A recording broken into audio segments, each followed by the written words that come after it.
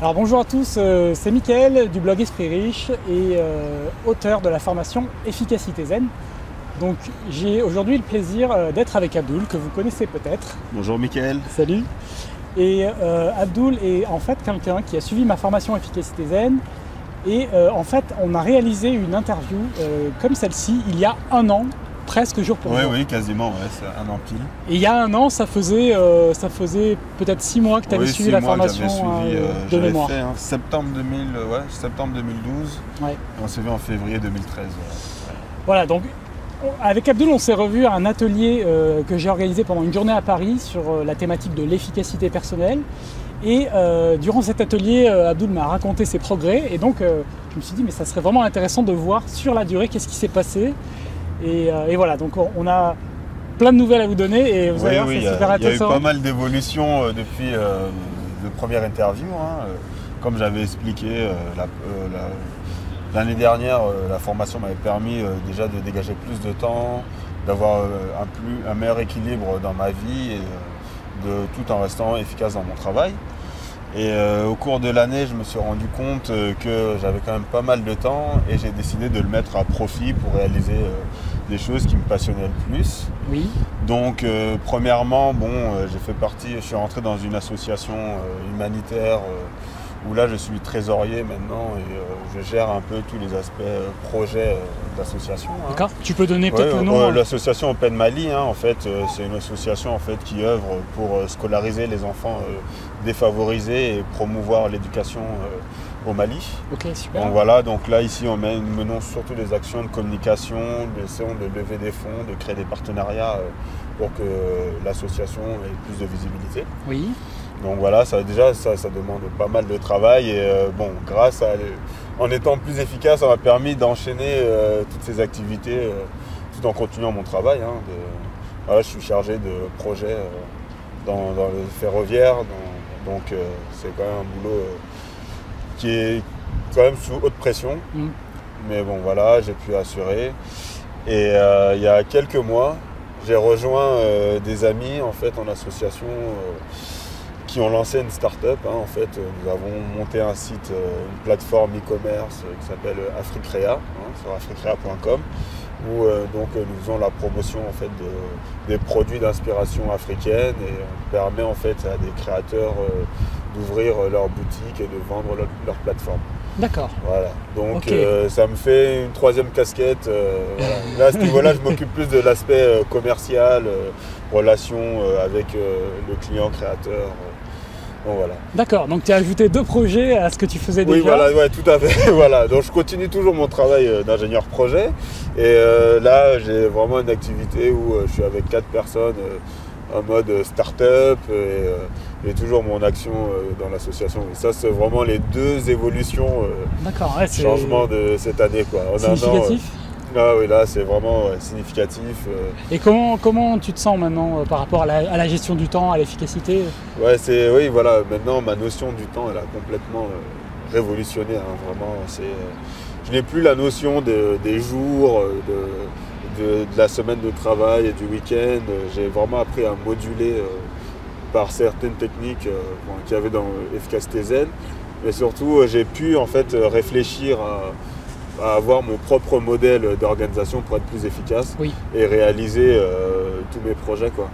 Donc il y a encore, c'est pour ça, je m'étais retrouvé dans une phase quand même avec l'association et la start-up où je m'étais retrouvé un peu submergé, j'ai encore eu du mal à gérer toutes ces nouveautés.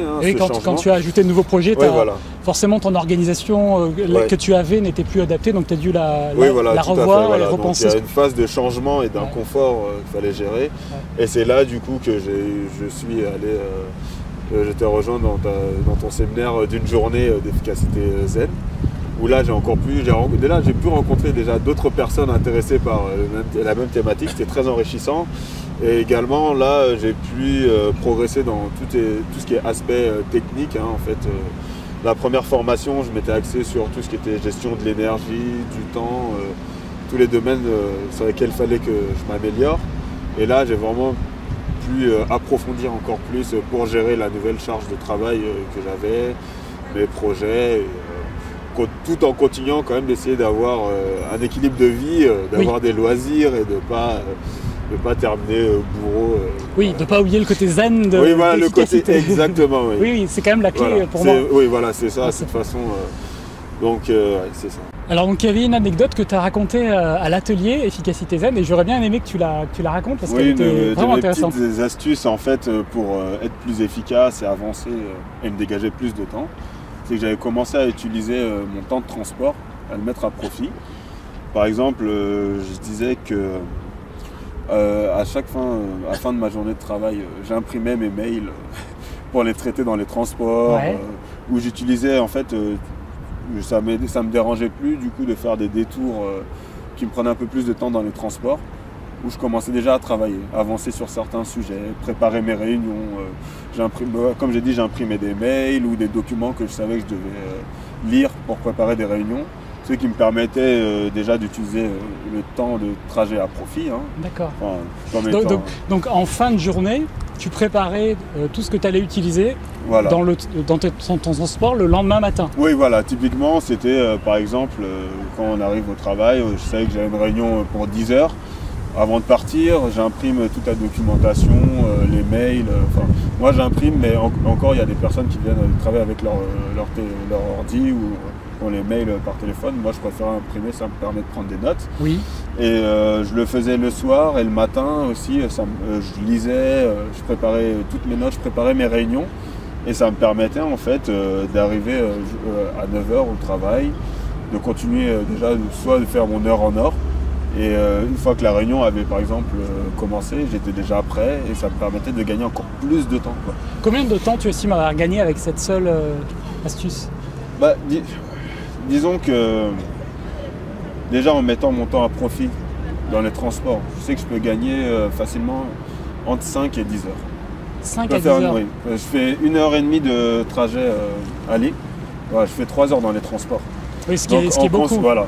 Donc en consacrant ne serait-ce que la moitié à avancer sur certains sujets, en faisant simplement de la lecture, hein, pas des activités qui me demandent énormément de concentration, ça m'a permis déjà de gagner 5 à 7 heures.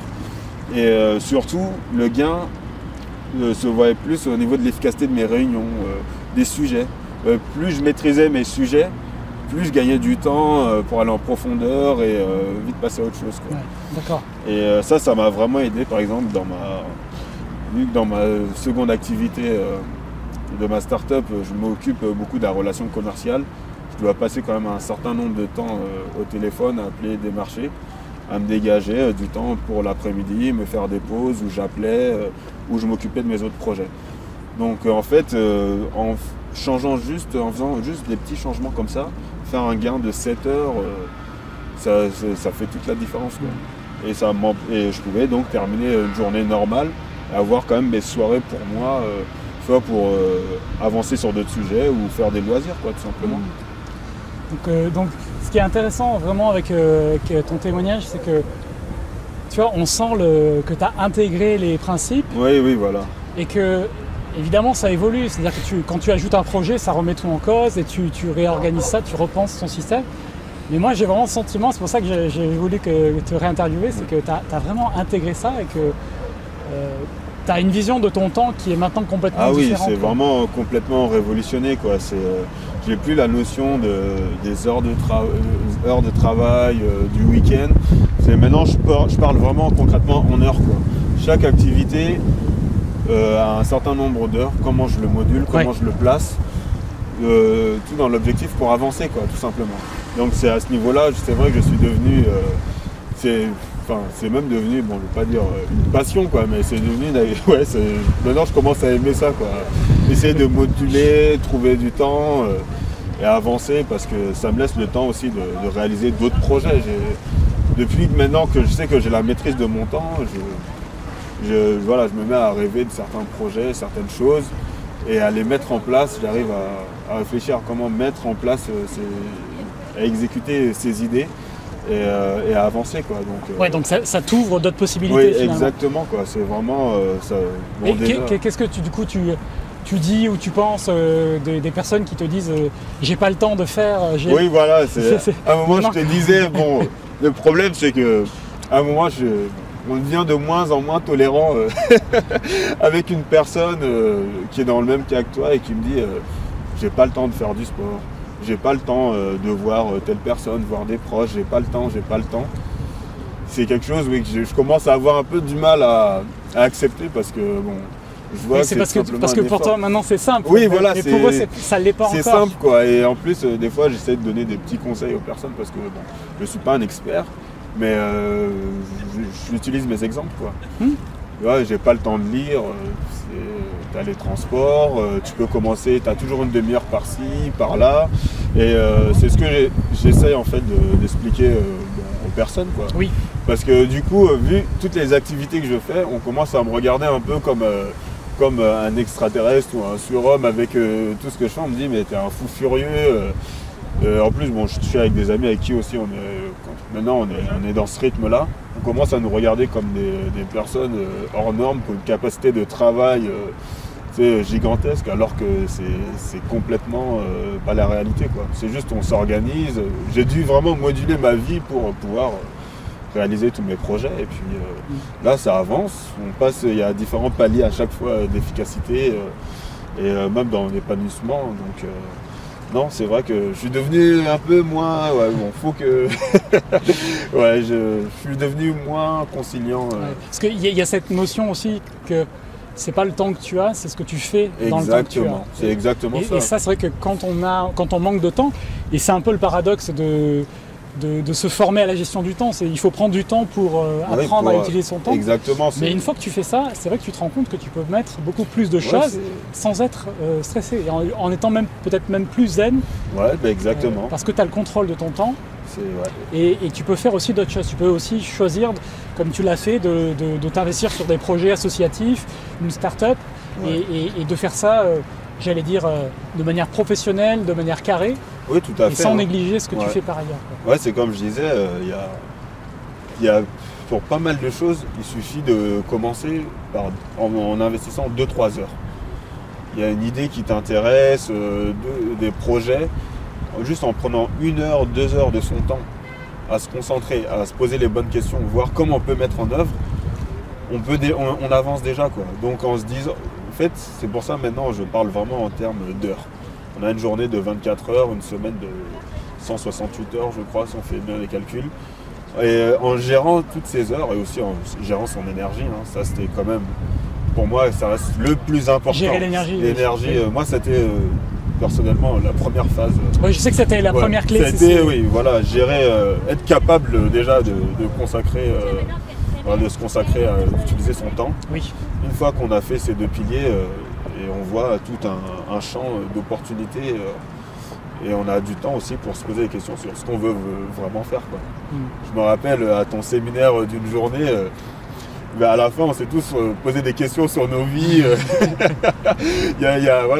sur des changements de carrière. Moi ça m'a fait réaliser beaucoup de choses sur certains tests. Je me rappelle encore de certaines personnes aussi qui se sont rendus compte qu'ils pouvaient utiliser leur talent, consacrer plus de temps à utiliser leur talent pour avancer, plutôt qu'à faire des choses qu'ils aimeraient moins. Bon, ça a été aussi mon cas, je me suis vraiment posé beaucoup de questions et c'est pour ça aussi que je fais toutes ces activités-là. Alors pour donner un peu de contexte, en 2 secondes, c'est que dans l'atelier, on est allé un peu plus loin. C'était un atelier pour les personnes qui avaient déjà suivi la formation en ligne. Exactement. Et en fait, on est allé un peu plus loin sur comment on peut exploiter du mieux possible ses talents. Parce que l'efficacité va atteindre des limites, sa gestion du temps va atteindre une limite lorsque on n'est pas en train d'utiliser ses talents. Et donc c'est ça qu'on a exploré, c'est pour ça qu'effectivement, du coup, ça amène à se poser des questions sur est-ce que mon activité est adaptée à la meilleure utilisation de mes talents. C'est vraiment ça. Moi, dans mon processus, comme j'ai dit l'année dernière, le but c'était de pouvoir gérer le stress du travail et d'avoir le temps, un équilibre pour vivre mes loisirs, gagner du temps. Et je me suis rendu compte, au final, avec tout ce temps-là, que je pouvais faire des choses très épanouissantes, qui ont du sens. En fait, pour moi, je le vois comme une évolution, une étape.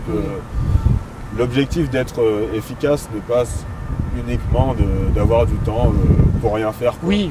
Au final, quand on commence déjà à réfléchir à ce qu'on fait de son temps, là, ça devient... on sent que son énergie, le temps est une valeur précieuse et que en les utilisant de la bonne manière, on peut vraiment faire la différence et être mieux dans sa peau, quoi. Zen, quoi. Ouais.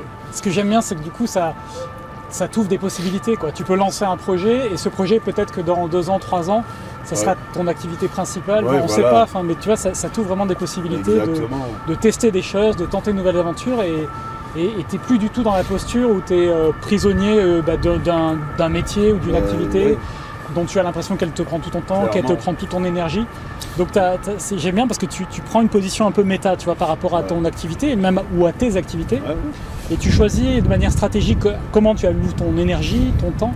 C'est exactement ça. Ça fait toute la différence. Mais clairement, pour parler concrètement, à la base, moi, je fais de la gestion de projet dans le secteur industriel.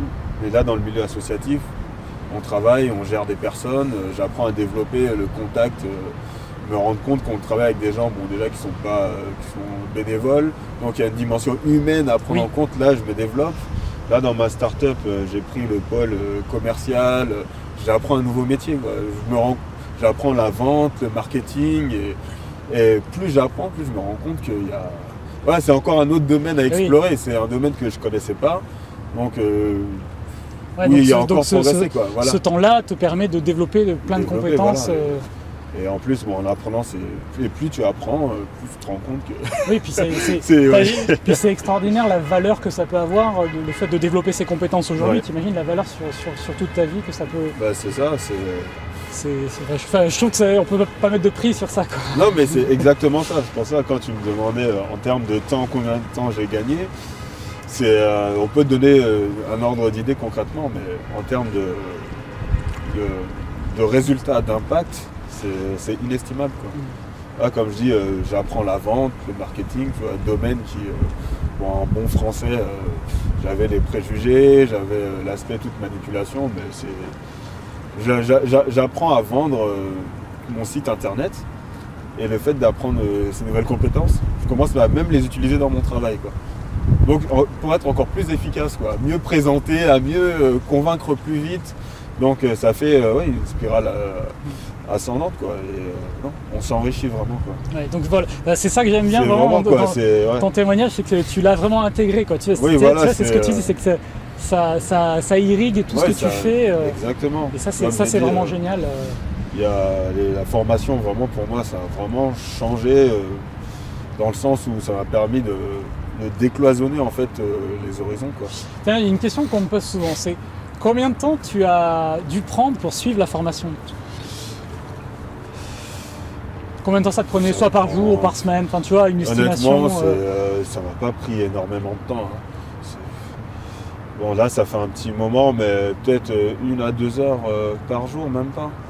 Enfin après, vu que c'est intéressant, il suffit de commencer, c'est intéressant. Bon, il y a un moment, oui, tu peux passer une journée à prendre des notes, à réfléchir. Après, comme j'avais dit, ce qui était fort dans ta formation, c'est que chaque point te poussait à la réflexion, quoi.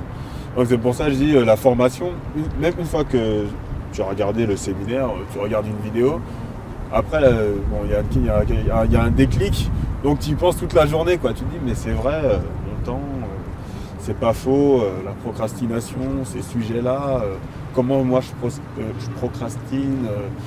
Donc c'est un processus qui se fait tout au long et on le sent pas passer, je l'ai pas pris comme une charge, quoi. Je peux pas dire bon allez, il faut que je me motive. Non, et si t'en es là, c'est qu'effectivement ça va être compliqué. Voilà. Quoi. Je pense que déjà le travail il est fait avant même de se dire bon on y va, tu vois. Et à un moment on se rend compte que moi je me suis rendu compte qu'il fallait que je passe à un autre niveau. Voilà, je suis jeune, hein, ça fait pas longtemps que je travaille. J'ai dit bon si c'est ça la vie. Non mais si voilà, faire travailler 50, 60 heures sans être reconnu, sans avoir de perspective d'avenir, de clarté avec le contexte de crise, bon ça motive pas, quoi. Franchement on se dit mais l'avenir est sombre, ça motive pas, donc je me suis dit non il faut que je fasse quelque chose, quoi. Et c'est là que je suis allé dans ta formation et là je vois non, je me dis bon, par moi-même, je peux déjà, si moi je me discipline, j'implémente certaines habitudes, je pourrais déjà avancer réaliser des choses, quoi. Ok, cool. Donc, comme je dis, là déjà je fais pas mal de choses. Oui, on Et voit comme ça. je t'ai dit, l'année prochaine sur les interviews, il y aura encore. Il y a encore ça, voilà, un mouvement est en marche, quoi. C'est Oui. pas un truc qu'on fait en un an et après on reste. Je pense qu'une fois qu'on prend goût à utiliser son temps, à profiter, à utiliser, enfin son temps, c'est vivre, hein, sa manière de vivre Oui, tout c'est ça. simplement. Là, on fait- Il y a un voilà. côté vivre pleinement, quoi. Oui, exactement. Ce que je dis, finalement, profiter de la vie, c'est pas ne rien faire, regarder de la télé, des séries, même si ça peut avoir un côté divertissant, quoi. Oui. Mais quand on commence à faire des choses qui nous plaisent, limite, les loisirs sont moins intéressants que faire quelque chose qui te passionne, quoi. Non, mais voilà, il y a un Et moment oui. où on se divertit, Et mais il y a un oui. moment où on fait quelque chose qui a de la valeur, qui nous plaît, et ouais, qui fait du sens. Donc, on Ouais, profite. tu ressens moins besoin, ce Ouais. besoin d'avoir du loisir ou de souffler, quoi, comme Ouais, on dit voilà. parfois. Là, Parce que tu fais ce qui te plaît, quoi. exactement. Là, j'ai 3 activités que je fais en même temps, mais j'ai l'impression de profiter plus de la vie qu'au moment où j'avais juste un seul boulot. Et même après ta première formation, j'avais du temps pour les loisirs, mais j'ai l'impression de profiter encore plus maintenant de la vie, tu vois, que maintenant, quoi, alors que je fais différentes choses, quoi. Ouais. Ce qui est intéressant, c'est que tu vois, la porte de la gestion du temps et de l'efficacité, elle peut paraître un peu superficielle, tu vois. Mais tout oui, ça. bah, tout Mais à alors fait. que c'est vraiment pas ça, et c'est mais- pour ça que j'aime bien cette porte aussi, c'est que ça permet après d'ouvrir à tellement de Ouais, choses mais c'est ça. dans l'utilisation de tes talents, dans le développement de projets, Exact. dans le fait tout simplement de faire ce qui te plaît, quoi. Mais c'est exactement ça. Ça, comme, j'adore. À un moment, je t'avais dit, et ce que je dis à des amis qui me disent, oui, j'ai une idée, mais voilà. Le fait déjà d'avoir la notion de gestion de temps feront que même si tu as une idée qui te plaît, tu as juste besoin de consacrer 2 heures, soit 2 heures en une semaine ou en 2 semaines même, pour voir comment tu peux exécuter. Maintenant, je Oui. sais que c'est possible. Je sais que si j'ai quelque chose, un projet qui me tient à cœur, je peux voir comment je peux le mettre en exécution et organiser mon temps, Oui. gérer mon temps, mon énergie pour réaliser ce projet, quoi. Et ça fait toute la différence, quoi. C'est vraiment ça. Non, c'est vraiment. Ouais. Ok. Et il y a encore des progrès, hein, comme je dis. Il y aura toujours des progrès de toute façon. Comme on mais- se dit, il y en a déjà qui commencent à me dire, oui, tu es super bien organisé, tu travailles beaucoup. Moi, je vois plutôt, là, je vois encore les endroits où je peux encore m'améliorer, quoi. Donc il y aura encore de l'évolution, j'en suis sûr, quoi. Je suis vraiment optimiste. Maintenant, je suis vraiment beaucoup plus sûr de moi, de mes capacités, quoi. Simplement. Cool. Voilà. Bon, super. Bah, écoute, je te remercie Abdoul d'avoir pris du temps. Hein, parce Bah, qu'on sait que le temps pas de est une problème, ressource ouais. précieuse. Mais... Ouais, mais ça fait plaisir, donc il n'y a pas de. Voilà, ça me fait vraiment plaisir. Donc pas de souci. Après, je sais ce que je vais faire de mon temps. Donc, Ok. Bah, écoute, merci De en rien. tout cas. Merci, de On se rien. retrouve peut-être d'ici 1 an ou 2 ans, on verra ouais, pour, 3 ans, ouais, pour comme la je suite, t'avais pour dit, savoir ouais. où tu en es. Ça sera intéressant. Ouais, ça va. Et voilà. ça va Donc être je te remercie encore une fois et passionnant. Pas de problème. à bientôt. Merci, à bientôt.